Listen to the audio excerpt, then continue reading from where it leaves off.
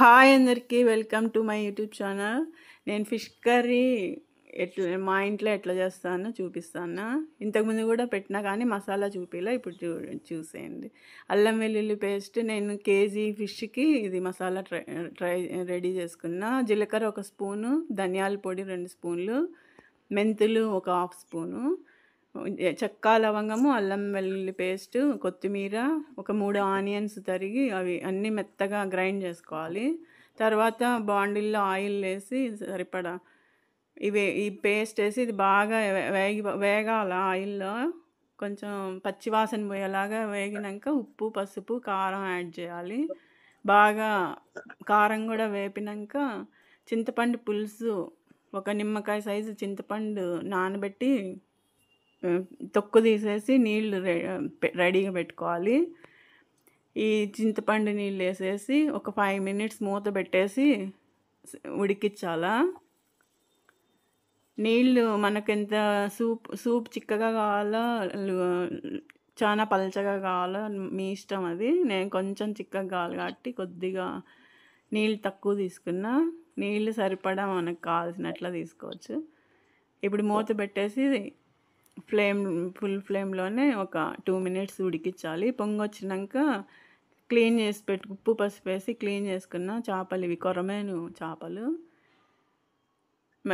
ఫ్రైకి మంచి పీసులు కొంచెం బాగుండే పక్కన పెట్టేసి తల తోకలు నేను పులుసులోకి వేసిన. ముక్కలు వేసేసినాక ఒక 5 మినిట్స్ మీడియం ఫ్లేమ్లో పెట్టి ఉడికిచ్చేసుకోవాలి. ఇప్పుడు ఫ్రైకి రెడీ చేసుకుంటాను. బాగుండేవి కొంచెం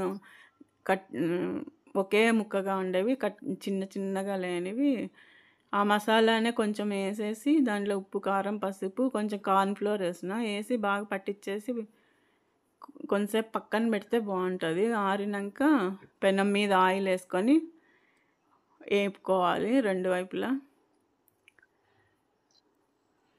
పులుసు అయిపోయింది, రెడీ అయిపోయింది. టేస్ట్ బాగుంటుంది. ఒకసారి ఎవరైనా కొత్తగా చేసేవాళ్ళంటే ట్రై చేయండి, బాగుంటుంది. 2-3 రోజులైనా పాడవదు, టేస్ట్ బాగుంటుంది. ముక్క ఉడికిపోయింది ముక్క. ఇప్పుడు ఇంకా ఆఫ్ చేసేసుకోవచ్చు. సూప్ అట్లా కొంచెం నీళ్ళగా పెట్టుకున్నా నేను. ఇప్పుడు చపాతీ చేసే పెనం మీద ఆయిల్ వేసి ఈ ఫ్రై ముక్కలు కొంచెం పక్కన పెట్టేసిన. ఈ ఫ్రై ముక్కలు ఒక్కొక్కటి వేసి వేపేసుకోవాలి. నచ్చితే లైక్ చేయండి, షేర్ చేయండి, సబ్స్క్రైబ్ చేయండి. కొరమేను ఫిష్ బాగుంటుంది, ముళ్ళు తక్కువ ఉంటుంది, ముక్క టేస్ట్ ఉంటుంది. ఎవరైనా ట్రై చేయకుంటే కొరమేను ఫిష్ ట్రై చేయండి ఒకసారి.